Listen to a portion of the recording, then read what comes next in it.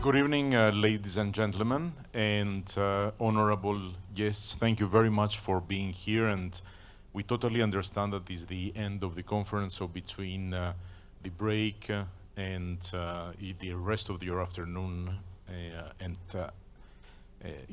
there is only us. So I think the introduction was made on the challenge of this panel is to be at the height of the event that happened yesterday. So, of course, it was organized on purpose the day after the inauguration. I mean, this is exactly what SWIFT does, usually. Excellent organization. But I think the most important part is to discuss today the geopolitical impact and headwinds they create around investments, around structuring, and around, in general, the need for stability that usually most of the investors need. I think that most of the studies that we have been looking at, whether it is from organization, consultants, or management firms, put today the geopolitical events is a main and a major reason for transformation. The second one that we see is that basically geopolitical risk is now placed on every single risk agenda as a major risk. So this is no longer, I would say, a nice to have, but it's part of the day-to-day evolution.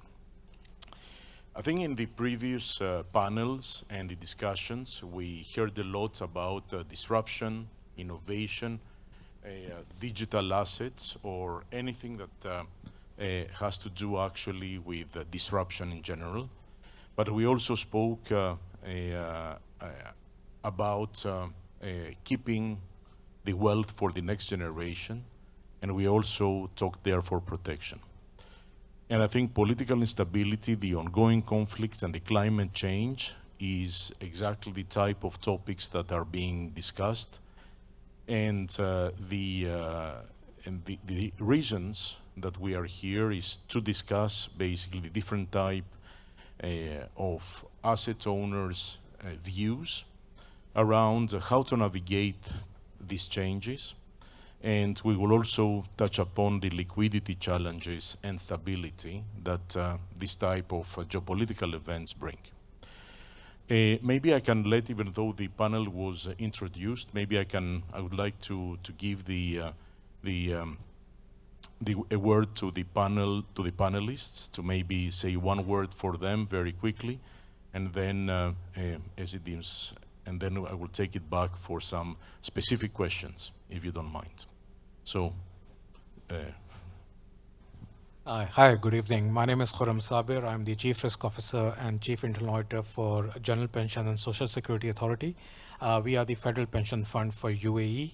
I have been in risk management and internal audit for almost 25 years of my life. I spent around 10 years in London and have been in UAE for the last 10 years working for the pension funds and some asset managers. Thanks for having me here. Thank you.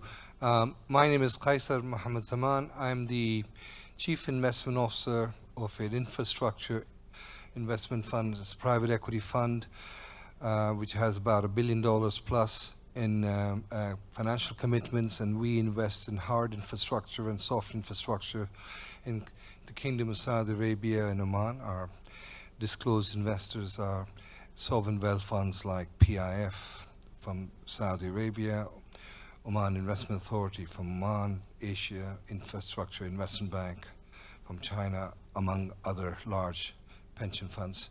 And I've spent about 30 plus years in this industry, led to public to private acquisition of regulated listed utilities in the United Kingdom, where I led the acquisition and then subsequently the sale. And infrastructure is something that would love to talk to you about how it's a relevant asset class in what we're seeing today. Thanks. Thank you. I'm Brandon Lewis, having spent 10 years in the UK government as a Secretary of State as part of that, and Lord Chancellor. Also did some work looking at reforming the local government pension scheme in the UK on the model of a sovereign wealth fund or private office. And now I work with think tanks that are focused on global foreign affairs, and I sit as a chairman of an advisory board for an investment fund with investments around the world in a lot of areas that are affected by changes in geopolitics. And I sit as a board director of VION, which is in frontier markets, very much affected. We saw just in 2024 big impacts from the political impacts on our business models, so the geopolitics have a very direct effect on us. And I spend my time between London, Dubai, the US, and a range of frontier markets. Good evening, everyone. My name is Dr. Ahmed Mansour. I'm the CEO of the private department, His Excellency Sheikh Mohammed bin Khalid Al Nahyan. We are large investors in the real estate in United Arab Emirates and large asset owners. I oversight all the business strategies, the investments of the private department.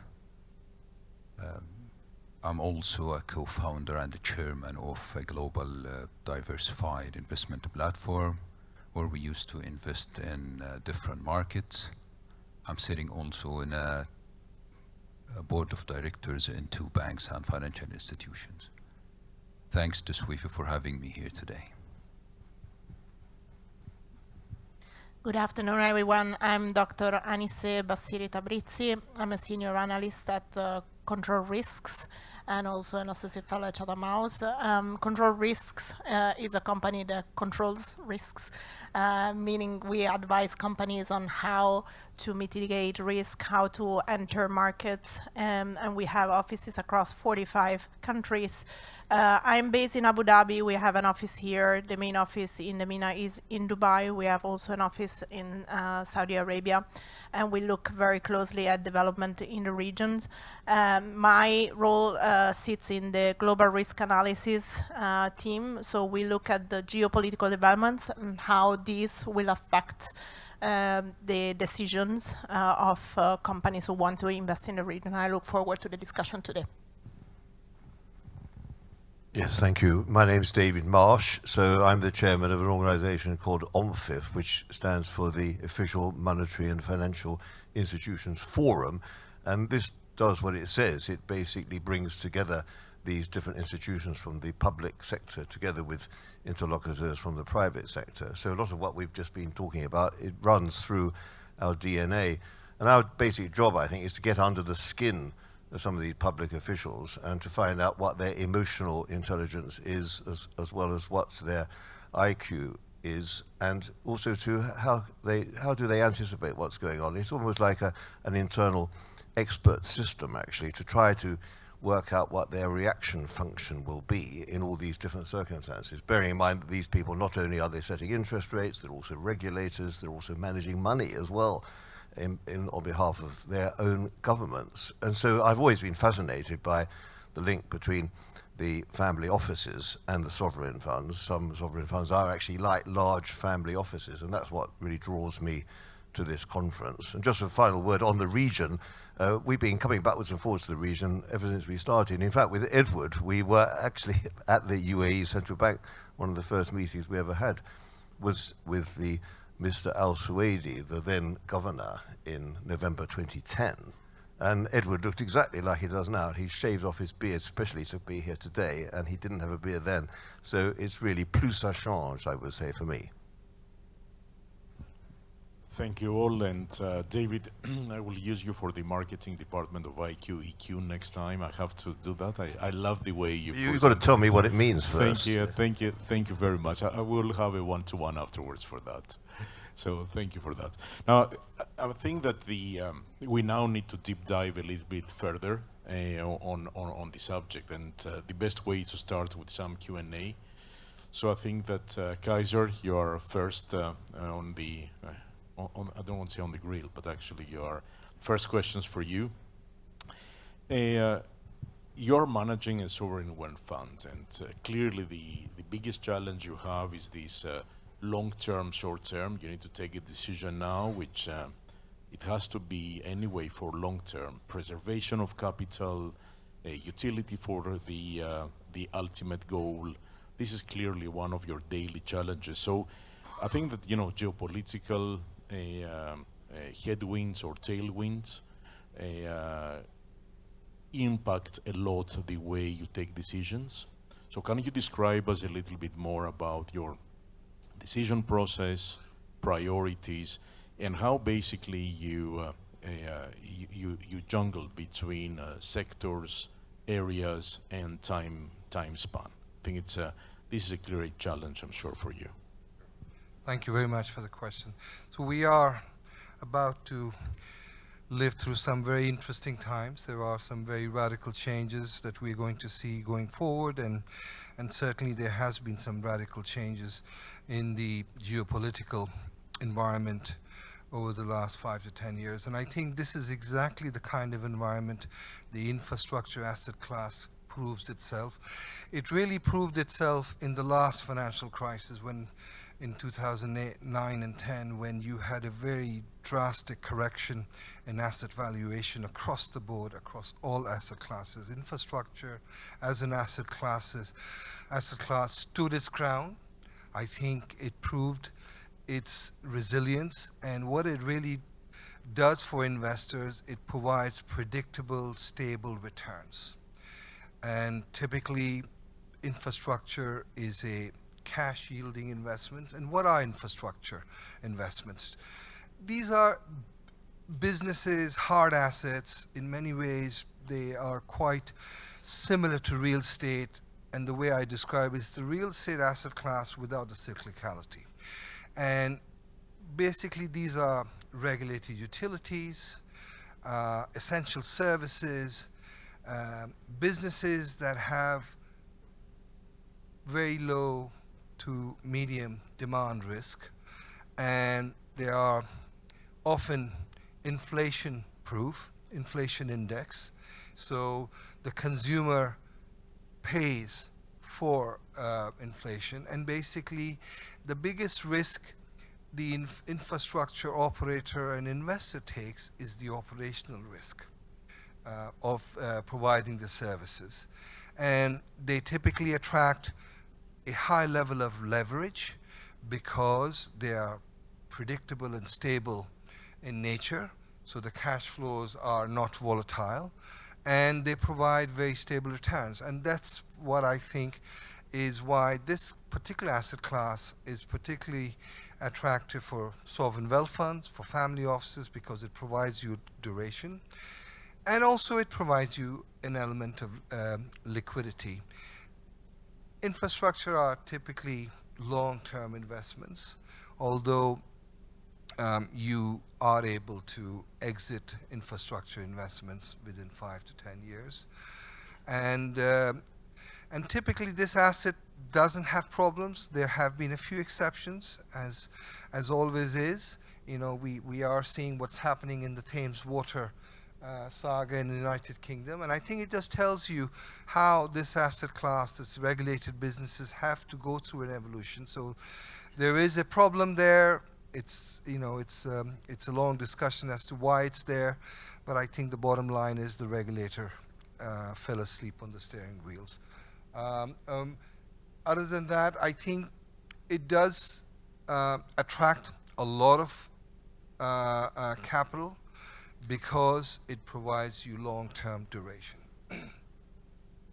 Thank you very much. Thank you very much. And maybe Sir Brandon, let's go a bit, you know, closer to yesterday. I think with your experience and your exposure in governance and any type of regulatory, I would say, change, how do you anticipate the US evolution and the impact of what was announced yesterday or the days before that into the investments of the asset owners? I think it would be interesting to understand, you know, your views, experiences, and what is your thoughts on that. Thank you. Sure, thank you. And look, I'll echo my colleague's comment about, I think we're in for a very, very interesting couple of years. I would think, and having dealt with some of the Trump administration, and I dealt with the Trump administration in their previous incarnation as a Secretary of State, I think what we will see this time, and we've already seen yesterday, is a determination to move very quickly and to show leadership and delivery. We've got, for the first time in any of our living memory, a president who starts his period in office with two key factors. One, he cannot run again. So he has got one term to make an impact. And because of the way the American system works, in reality, he's probably focused on the first 2 years. Because then you've got the midterms, and then the country starts thinking about who's going to follow in 2028 because of the electoral cycle. On top of that, he is the first president in a generation to have absolute control of the agenda through both houses, Congress and Senate. And it's a very long time since we've seen that. So he's an immensely powerful president that will be able to move quickly, will want to move quickly. And we've not seen that combination, certainly in my recent lifetime. So I think they will move quickly. And I think that will have a big impact. I think, look, as a director of VEON, we're a NASDAQ listed company. In fact, we're the largest NASDAQ listed company based here in the UAE, based in Dubai. And I think that's going to have an impact around the world. One of the things we do see, and I think there is more room for organizations to think about the geopolitical impact on their investments, on their organizations. I agree that infrastructure is a good thing. I think housing should be classed as infrastructure. I'm hoping the UK government's going to do that shortly because there's a real issue around the world. But those geopolitical impacts are real. In VEON, we saw that last year. We have a big interest as a mobile telecoms provider in Bangladesh, the change of regime in Bangladesh, the closure of telecommunications for a few days around that has a huge impact. So a very political outcome had a direct impact on our business. We work in frontier markets like Pakistan, where Jazz, the largest provider in Pakistan, has a big impact. Ukraine, we own Kyivstar in Ukraine. Obviously, the war in Ukraine has a massive impact on what is a very dynamic, successful market in reality. And I think the Trump presidency will have an impact in Ukraine. What happened in Ukraine had massive global impacts. In the UK, more generally, we saw pretty much as a direct result of Ukraine. There's a few other factors, but primarily Ukraine, an increase of around 40% in our energy costs, and we saw food inflation getting up into 20-25%. That had a huge impact across Europe and across the West. And what Trump does around trying to find a resolution in the Middle East and with the issues with Israel and Gaza, but particularly that focus on Ukraine, could have very, very big opportunities, because if we do see a resolution in Ukraine, which I think we will this year, that will create big, big commercial opportunities, investment opportunities in the rebuilding of Ukraine. And that will have an impact. Whether we'll see a rebalancing on the energy costs, we'll have to wait and see. But those kind of decisions, so what happens in the US will have a reverberation around the world. But what happens in any geopolitical factor can have a really big impact around the world. And Ukraine, I think, was a really good example of that. So I think it is key to all of us, and a key thing when we're looking at investments and when organizations are looking at global investments, just thinking about what those geopolitical movements could mean. The reality is the size and the scale of the United States means that what they do has a reverberation around the world. And we can never bet against the US. I actually think what Trump wants to do for business, if he does manage to change some of the regulatory structure, could be really empowering for business in a country that is naturally and historically competitive anyway, because that federal system means the states have that competitiveness between each other that drives a really competitive overall market. And because the sheer scale of it, that has a national, international impact through what they do nationally as well. So I think, I don't think we can underwrite or underestimate the power and the impact that a fast-moving, determined Trump presidency can have. I think it could be good for competitiveness and for free markets as a free marketeer, but it's going to be certainly interesting. And clearly it will be extremely interesting for the sovereign wealth funds, because exactly as it was mentioned before, I mean, this long-term view and investment is going to make it a little bit more challenging for you anyway to find the right assets, the right asset allocation and the right sectors based on the fast-paced movement that you foresee, and totally agree. Which actually leads us very well to David. Actually, the question for you, David, is around these geopolitical developments, and based on your background, particularly the dynamics between China and US. I think this is where we're going to on the other side of the world. And how do you think that these will be influenced, and how this will play out in the coming months or years, and how this will basically impact especially the asset owners? Thank you, David. Well, I think first of all, you've got to put this into a bit of context. I know everybody says that this is a new age where geopolitics plays such a big role, and I guess the reason why we think that is the case is because we know about these things that much more quickly because of the age of television and social media and so on. But if you were trading currencies at the time of the Cuban Missile Crisis, or during the 1920s, say, at the time of the Great Depression, clearly there wasn't that trading mentality, but we were going through the same sort of geopolitical schisms in the run-up to the Second World War, for example. So I don't think we want to get too carried away about this being a new age. In terms of Mr. Trump, I would mitigate very much what you said. I wouldn't support a lot of what you said, Brandon, because I think this is not going to be good for the world, or indeed for the United States. And although Mr. Trump, he is the oldest man ever to become president, he is, I think, slightly millennial to the extent that he does seem to go through changes in temper and in constitution from time to time. And the fact that he does have this big majority in both houses, and he's got a lot of supporters who've been working very hard, doesn't necessarily mean he's not going to make mistakes and run into some problems. I mean, take governance for one thing.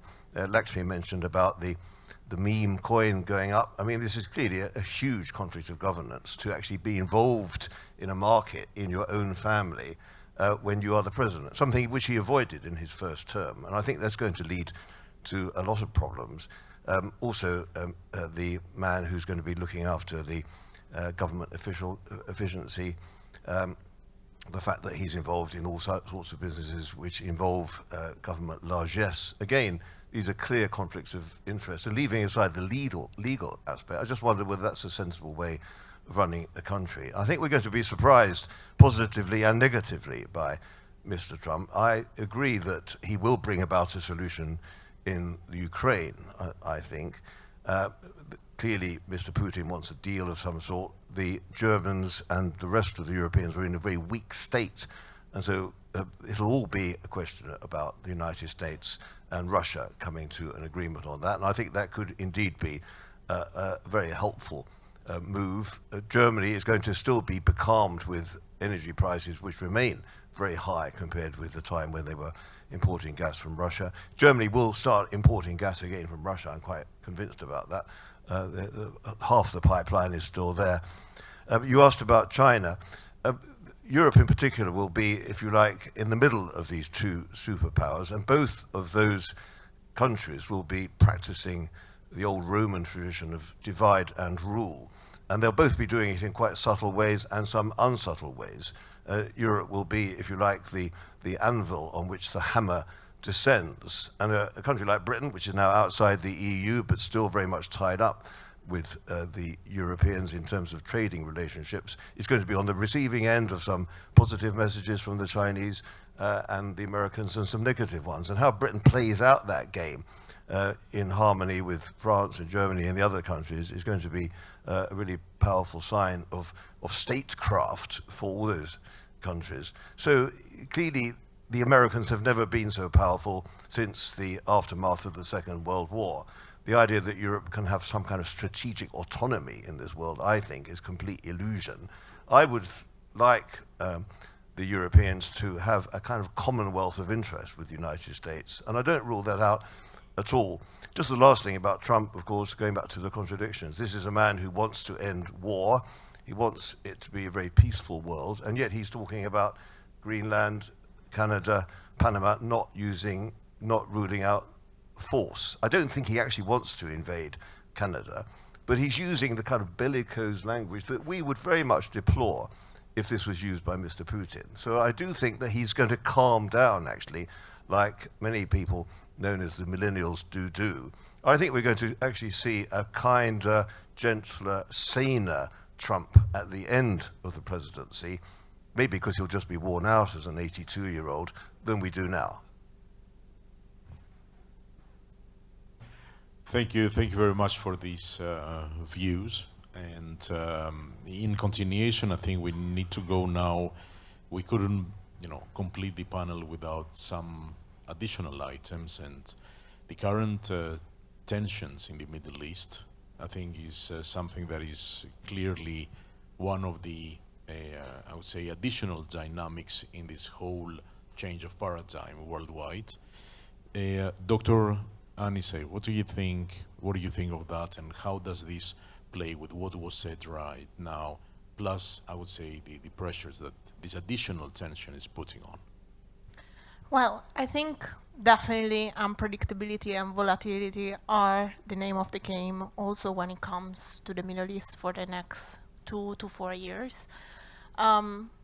We know that Trump is likely to take an aggressive stance towards Iran, for instance, because this is what we have seen in the first term, and this is likely to happen again.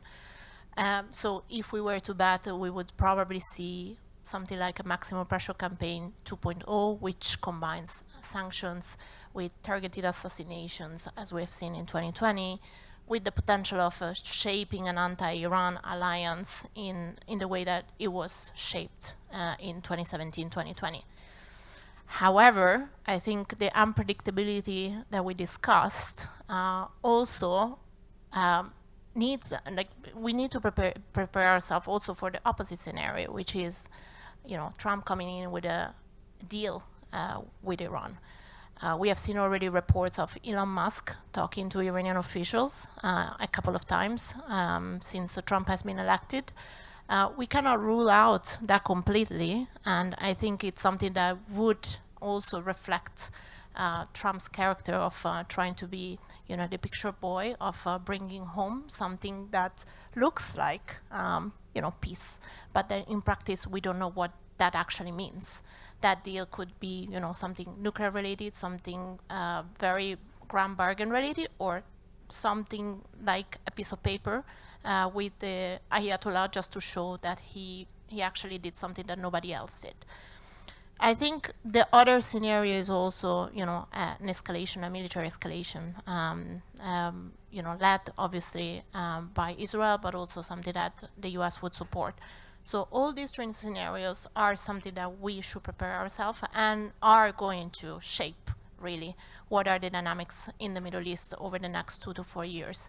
What I would say is that the last year has also been very volatile and unpredictable.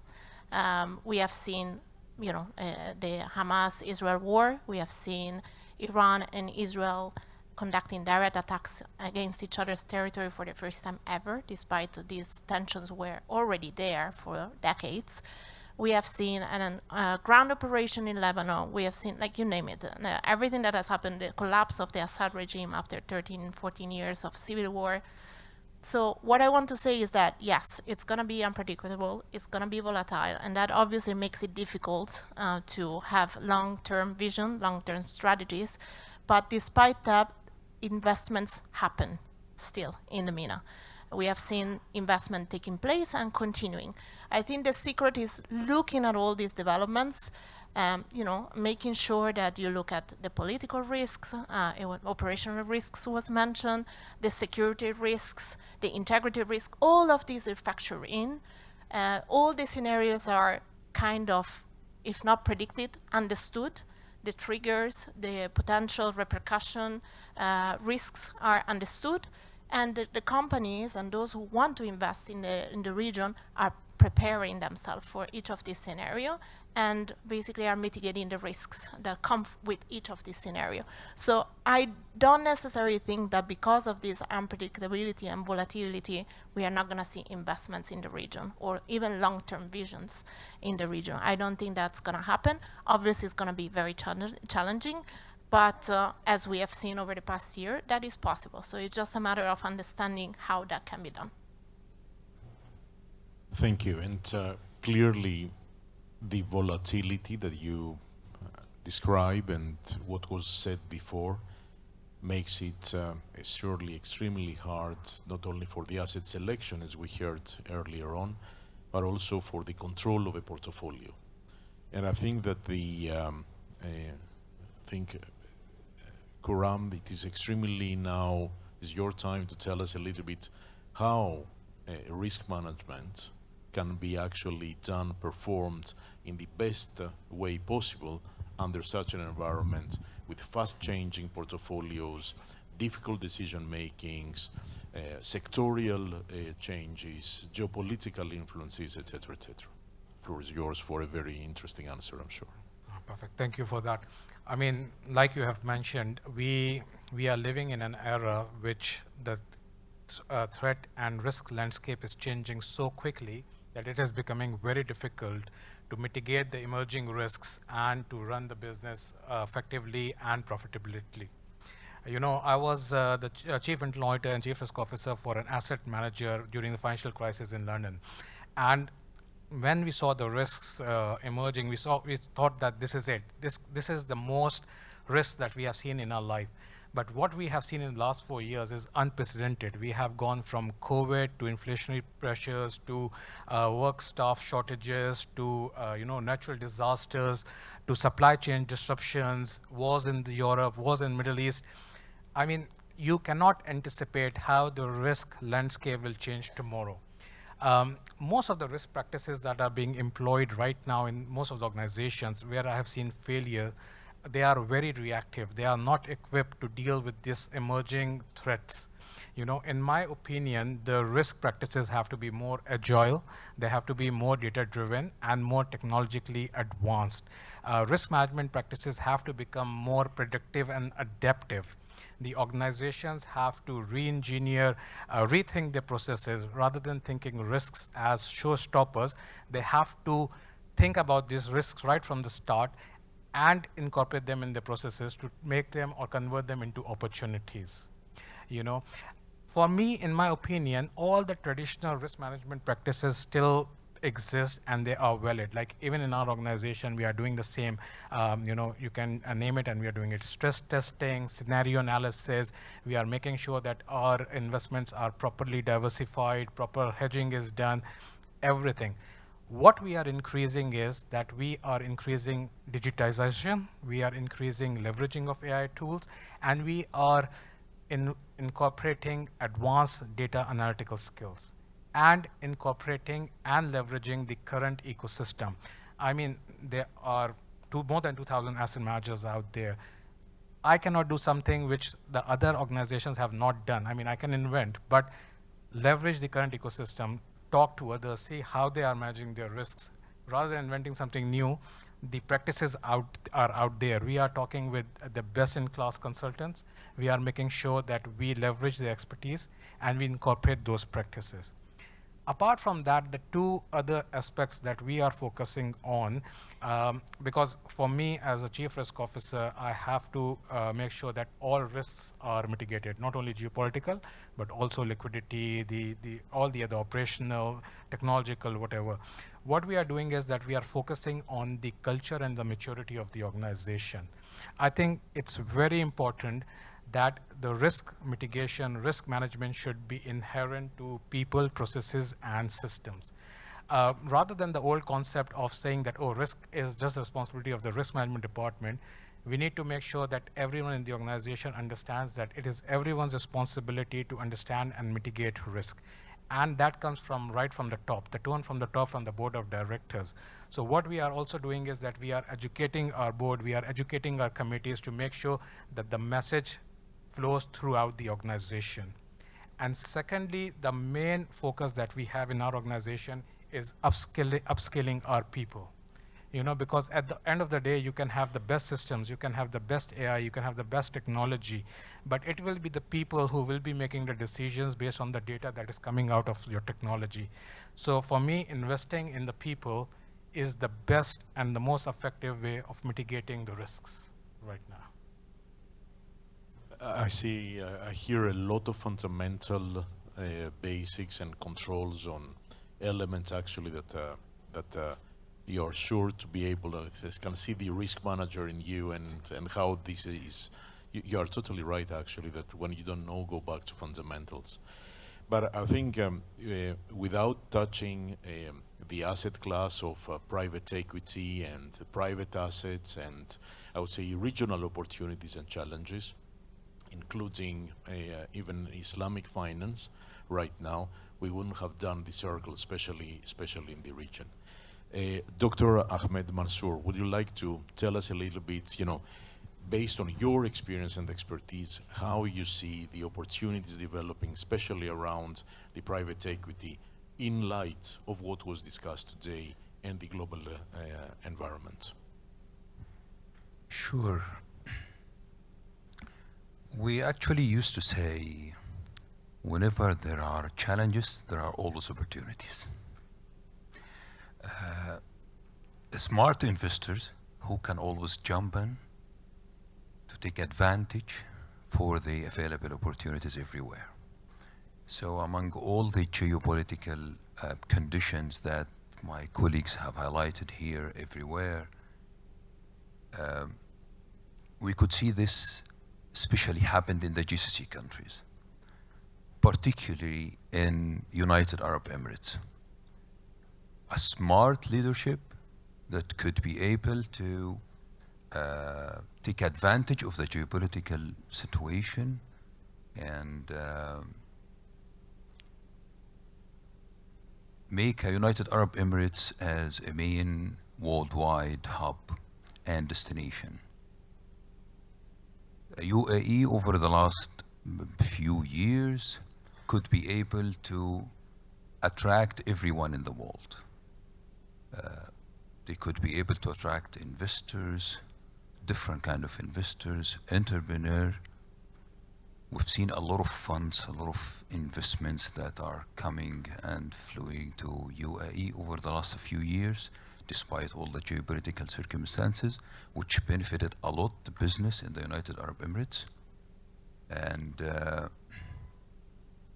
as an asset owner and investors in the real estate sector, I think everyone experienced how the market growth in the real estate sector in United Arab Emirates over the last few years, supported by the massive liquidity and the funds that moved in United Arab Emirates, which supported that sector. A decent market that is supported by decent regulations, massive infrastructure that support all the investment needs. All of this exists in United Arab Emirates and have benefited from all the geopolitical circumstances around the world. I think United Arab Emirates is an example, and if you look at also Saudi Arabia is another example that also benefited from such geopolitical situation. A lot of investment goes to Saudi Arabia today. They are building a huge infrastructure to attract investors from different parts of the world. And we've seen also a massive growth in Saudi Arabia when it comes to tourism growth and all the other investment, industrial business, and all the markets that are growing in Saudi Arabia. So I think among all of these geopolitical circumstances, that specifically GCC could be able to benefit from these geopolitical circumstances and create opportunities that attracted every single investor and entrepreneur in the world. Thank you very much. And I think this closes a little bit the 360 of what we wanted to discuss in this panel. I wanted to open it maybe for questions, in case anybody had a burning question. I think it was some very interesting discussions. Question 1, question 2. So maybe while people are preparing their question, I had one question that actually I wanted to bring up to the panel. The current situation, and I think everybody, there isn't a single consultant and financial institution that is not talking about this, is really about the mergers acquisitions trend. We see that there is a change of paradigm really around I would say controlling as much as we can what some people call oligopole or any other type, I would say, of limiting competition. And we're going to see that mergers, acquisitions, concentration is starting to be again on the top of the agenda with preparations. Does anybody want to comment around that? And I'll give you, oh, sorry, microphone there. I think this is a reality that is happening right now, that's why. As David rightly pointed out, Trump philosophy has so much contradictions in it. So there's this expectation that M&A will get liberated, but you also have national barriers coming up.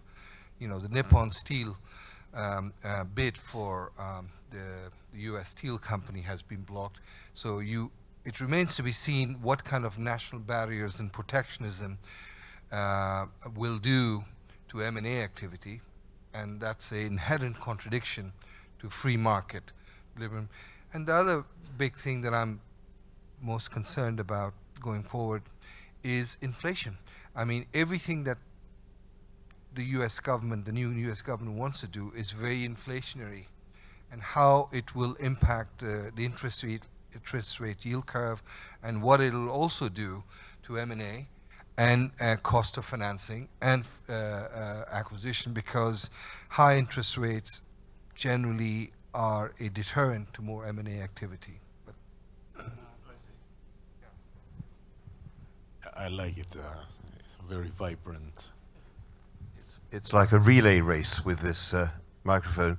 I just wanted to say something about the sectors that are being somehow promoted by this. Am I the only person in this room that was really profoundly depressed by seeing the flowering of American industry? You know, the most dynamic and the most strong economy in the world. The people who turned up at the inauguration yesterday, they're all people who don't really live in the real world. I mean, you've got this Mark Zuckerberg, you've got Mr. Musk, you've got the fellow who runs Amazon. You know, where are the DuPonts of today? Where are the steel barons? Where are the Henry Fords? Is this the best the Americans can do? I ask myself. I think that America can do better than those people who turned up at the inauguration. So I think on the mergers and acquisition, like Dr. Mansoor said, that with risk comes opportunities. I mean, the valuation around the world at the moment are depressed.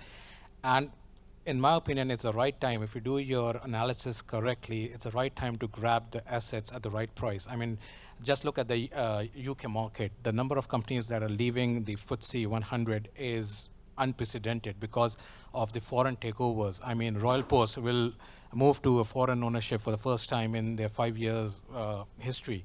So there are the right opportunities for the right investors. I mean, we all know when Google was offered to Yahoo and Yahoo didn't take, or what was the acquisition of YouTube by Google. So we have to look for the right opportunities at the right price, and in my opinion, I think they will pay in the future. But just don't be an HP taking over autonomy and just making a mess of it. So you have to do your analysis properly and look for the right opportunities for mergers and acquisitions. Thank you very much. So did someone think of a question? Let's Trump like our new president, Trump like printing money. Good point, though. Right? He's going to print new money. So what will happen? The geopolitical. Well, it's inflationary. You're going to see interest rate. That's what's going on. That's the biggest fear that most financial investors have. What's going to happen? I absolutely agree. One of the things I think is interesting in talking to some of the people who worked with Trump in his last administration